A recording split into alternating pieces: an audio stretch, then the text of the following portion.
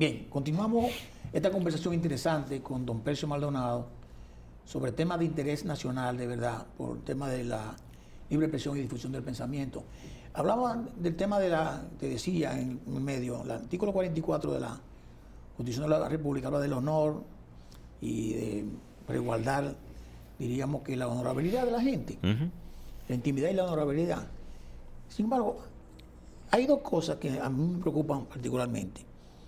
Por ejemplo, ese artículo dice específicamente que los órganos que tienen como objetivo preservar los temas de evitar la corrupción y todos estos temas son los órganos de control, Cámara de Cuentas, Contraloría de la República, como decirle, que es el auditor interno del Estado, la Procuraduría General de la República, tienen como costumbre, Percio, filtrar las informaciones, por ejemplo, un informe de auditoría que dice que hay un robo, fraude, aquello, de un funcionario en particular. Y ya con eso ya para la gente es una condena. Eso todavía no se ha dilucidado. Por ejemplo, la Cámara de Cuentas, si hace un trabajo y si hay un indicio de responsabilidades penales, lo manda al Ministerio Público, el Ministerio Público investiga y lo manda a un juez. La Constitución dice que cuando ya llega a un juez, sí puede ser público, pero ya todo eso se ha hecho público hace mucho tiempo y los periódicos lo toman y se lo mandan. Si se lo manda al Ministerio Público, alguien lo publican. ¿Qué riesgo tienen ustedes como medio? Yo creo que la responsabilidad del medio es decir la verdad. Ese es el propósito de todo medio y de todo periodista, decir la verdad. Aunque esa verdad no sea exactamente igual como tú la dices, pero aproximarte lo más posible a la verdad. Por tanto, nosotros, y difícilmente un medio publique una cosa que sea absolutamente mentira. Sí. Porque los medios no promovemos, incluso hay a veces la confusión de quererle cargar a los medios lo que son las expresiones de las redes sociales, que son las personas hablando que lo que quiera, con libertad. Sí. Y yo creo que esa es una confusión, que es inmerecida, porque el trabajo de los medios, el medio publica, bien sea filtrada la información, porque muchas veces, y la propia Constitución establece que los medios tenemos acceso a toda fuente de información pública y a toda fuente privada de interés público. Correcto. Por tanto, a veces la gente alega nada más un solo derecho, sí, pero nosotros tenemos ese derecho. Sí. Ahora, ¿qué nosotros tenemos que procurar? Que si alguien me filtra una información, esa información sea cierta. Yo tengo que asegurarme yo primero. Asegurarme primero, verificar primero, tener la certeza de que lo que estoy publicando es algo cierto. La fuente, aunque no tengo que revelarla. Correcto. Pudiéramos decir, bueno, el protocolo de la Procuraduría es ese, pero el mío no. El mío es, como medio, si tengo la información y la información es cierta, hacerla pública. Correcto. Y obviamente eso incluye llamarte como parte interesada y si tengo esto acá, exacto, deme su versión. ¿Qué tú vas a decir sobre esto? Usted me da su versión. A veces si me la da es contenido, pero si me la niega también hacerla constar de que lo llamamos usted y no se ha quiso negado opinar. a opinar, porque a veces al reservarse la información es una manera de admitir que lo que se está diciendo es verdad. Claro. Entonces, yo creo que no se puede confundir eso. Yo creo que el propósito de todo medio responsable es procurar acercarse lo más posible a la verdad, porque ese es nuestro propósito. Los medios no andan desacreditando personas de manera gratuita. Yo creo que es injusto pensar eso, porque históricamente no ha sido así, ni lo es tampoco en medio. Ahora, si alguien comete un exceso por ahí, tiene un programa en redes digitales y dice cosas, esa no es una responsabilidad de los medios tradicionales. Es decir, y obviamente alguien pensará, pero bueno, ¿cómo es posible que tú digas todo eso y no se pueda controlar? Claro que se puede controlar. ¿Quién dijo que no se puede controlar? El país no le faltan leyes para que eso se controle. Pero hay muchísimas noticias falsas circulando. Bueno, promoviendo cosas. En el mundo hay noticias falsas. Sí, sí, claro que sí. Incluso el Instituto Reuters, después de la pandemia, con el apoyo de la Universidad de Oxford de Inglaterra, hizo un informe mundial, un estudio mundial, verificando con los lectores y la calidad de la noticia. En el caso de América Latina, la conclusión es que el 56% de las informaciones que circulan son informaciones falsas. Wow. Entonces, esa es 56%. Esa es una realidad mundial hoy, que es de los medios y es de los gobiernos y de los funcionarios. Y yo te diría, bueno, ¿y cuál es la cura? ¿Cómo curamos ese problema? ¿Cómo se cura? Bueno, yo diría, me ha tocado tocar este tema con los observadores internacionales cuando vienen al tema de la Junta Central Electoral. La Junta me ha pedido y he tenido mi intervención allí. Y yo le digo, bueno, todos ustedes están preocupados por la noticia falsa. Yo como medio estoy preocupado porque ustedes sean oportunos en darme las informaciones que yo requiero. Porque creo que el único antídoto para controlar las informaciones falsas Decir la verdad. es que sea oportuna. Sí. No entiendo. Porque si yo te llamo como funcionario público, bien de la Junta Electoral, frente a un proceso, frente al gobierno, o eres del gobierno, y te estoy llamando y te digo, yo tengo esta información aquí, y tú no respondes oportunamente, posiblemente la información que circula va a correr más rápida que tu reacción. Por tanto, yo creo que frente a esa realidad de informaciones falsas, el desafío de los gobiernos y las instituciones es ser cada vez más transparente en su vida cotidiana, en su información cotidiana. Y no solo transparente porque oculten información, es ser oportuno en la información. Sí, estamos de acuerdo. ¿Por qué? Porque las informaciones falsas, ¿tú sabes cuál es su abono favorito? Con la que crecen como un árbol que tú lo abonas en la tierra. Cuando no hay opinión. Incertidumbre. Cuando hay incertidumbre, por eso las informaciones falsas se usan tanto en los procesos electorales, porque yo te quiero hacer un daño, normalmente producen un daño. Y hoy, no es que yo diga una mentira, es que hoy hay instituciones generando informaciones falsas, porque a veces es más fácil hacer una buena información falsa que una verdadera. Sí. ¿Por qué? Porque las informaciones verdaderas tú las tienes que construir sobre un hecho real y no siempre ocurre un hecho real. Así. Pero hay montones de hechos que llaman la atención, que tú puedes hacer creer una redacción tan bonita que parecería verdad. Así es. Y además, la mente humana está estructurada para que le cuenten. Sí. Tú siempre estás dispuesto a recibir una historia que parece verdad. Sí. Y si es una historia que parece de más, es una cosa contundente, ¿cómo que no la voy a creer? Claro. ¿Y cómo no la voy a reproducir? Entonces la mando. Entonces, yo creo que esos son desafíos que nos presentan a los medios, porque los medios no andamos diciendo verdades, exagerando verdades allí. Sin embargo, tenemos una competencia desleal de un ciudadano que colgó una cosa, colgó una mentira y corre más rápido. Porque el que está recibiendo noticias le está creyendo más rápido que lo que yo puedo estar diciendo. Pero el funcionario que yo he llamado no me ha dado la información oportuna o me ha dado vuelta para darme la información, o yo verificar la información. Entonces yo creo que es un problema en la que la democracia tiene un desafío enorme. ¿Por qué? Porque el ciudadano que leyó una información falsa sobre un candidato que le dijo que ese candidato es bueno y se lo creyó, o que el candidato es malo y se lo creyó, o le vota en favor o le vota en contra, y está tomando una mala decisión sobre algo que no es real. Totalmente de acuerdo. Por eso, en la coyuntura es que se generan esas informaciones falsas, porque a mí lo que me interesa nada más es el daño de la elección. Cuando se vino a determinar que la cosa es falsa, ya tú perdiste las elecciones, o perdiste X cantidad de votos. Entonces, lo que te quiero decir es que es un problema complejo que no le pueden culpar a los gobiernos. Y los gobiernos, que a veces no se dan cuenta, sobre todo los gobiernos democráticos, no se dan cuenta de que cuando hablamos de informaciones falsas, estamos hablando de la democracia, estamos hablando de los derechos de los ciudadanos, estamos hablando de la estabilidad de una sociedad en que con informaciones falsas alguien puede manipular la opinión pública y poner a la gente a tomar decisiones sobre cosas irreales.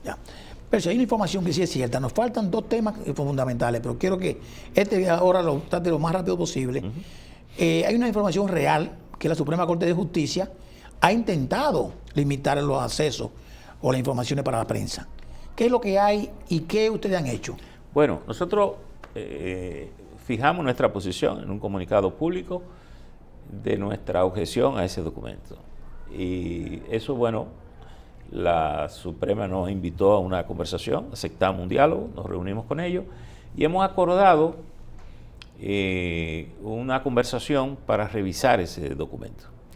Primero, nosotros somos partidarios de que tanto la Suprema como nosotros tenemos que respetar las leyes del país, la Constitución, las leyes del país, y en ese sentido creo que no hay ninguna diferencia. Pero es extraño que sea la Suprema Corte de Esa Justicia. comisión, ya nosotros definimos nuestra comisión, que estará conformada por Manuel Tapia López, José Monegro, Aníbal de Castro y quien te habla, Percio Maldonado. Vamos a representar la Sociedad Dominicana de Diario y mantendremos a los otros directores actualizados de esto. He consultado con algunas instituciones amigas que nos han ayudado en esto para que estudien también el documento, que me den su visión, me den eso, y la Suprema está responsabilizada de nombrar la comisión, quedaron de que me la comunicarían una vez la tengan conformada, pero yo te diría que hay buen ánimo de Ese sería un tema conversar. también pendiente que cuando tenga la reunión de la CIP, si no se ha resuelto, va a traer mucho ruido. Sí, posiblemente, pero y yo creo que todo eso lo conversamos con el presidente de la Suprema, que tuvo la gentileza de reunirse con nosotros y lo hemos conversado y nosotros vamos a estar atentos a todo esto. Como tema final de este programa, el gobierno dominicano emitió una ley, la 124, creando la Dirección Nacional de Investigación o de Inteligencia, que es la misma sigla que existían del DNI antes.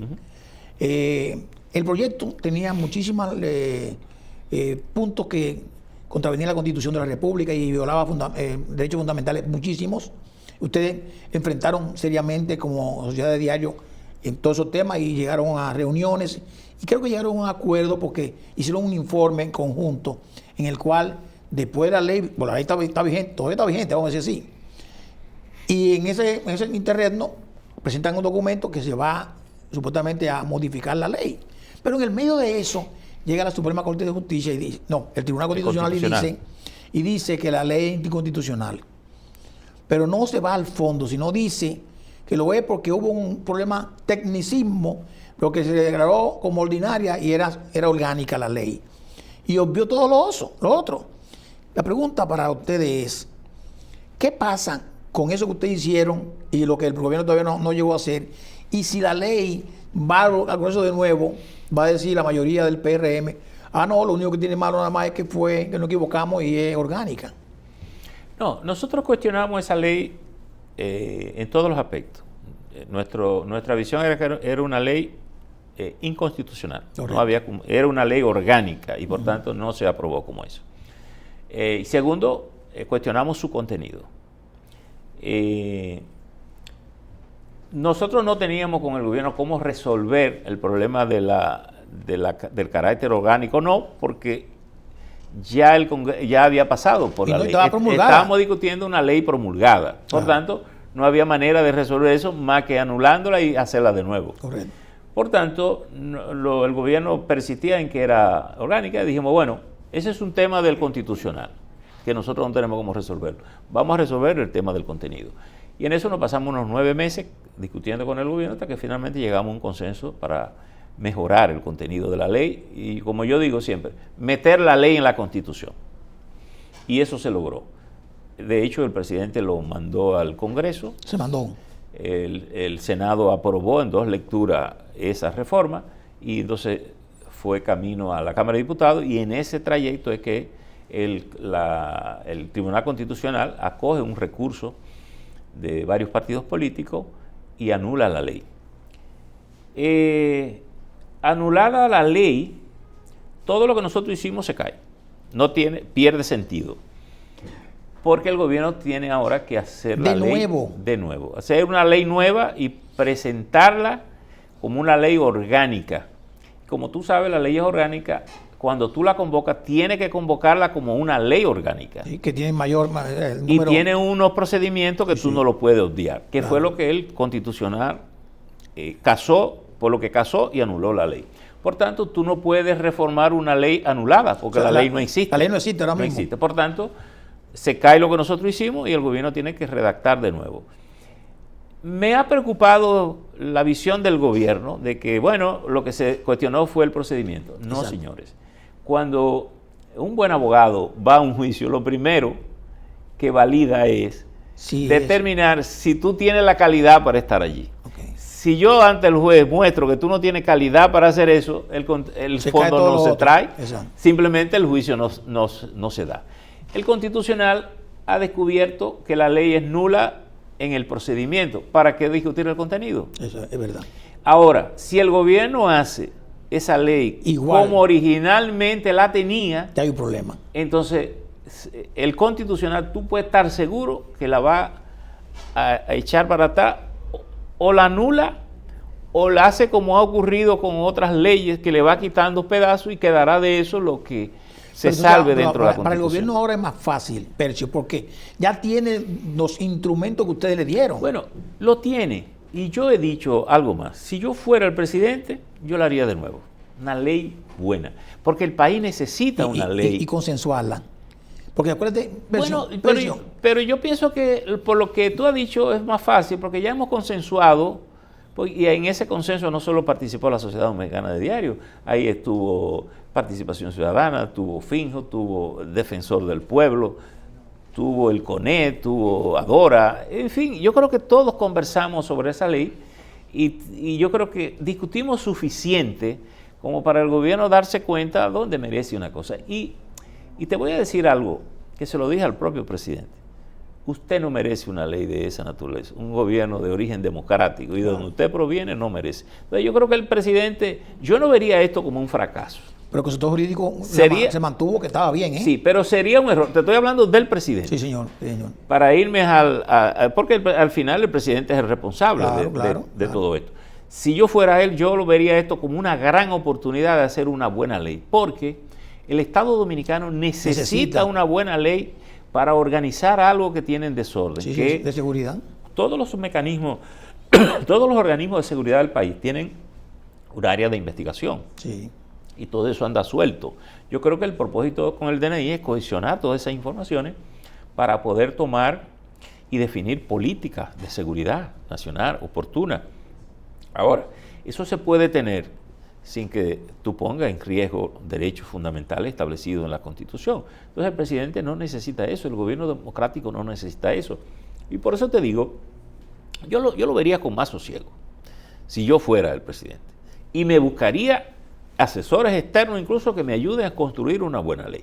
Tengo mis abogados que lo tiene la consultoría jurídica, pero ya la consultoría jurídica está involucrada en la discusión.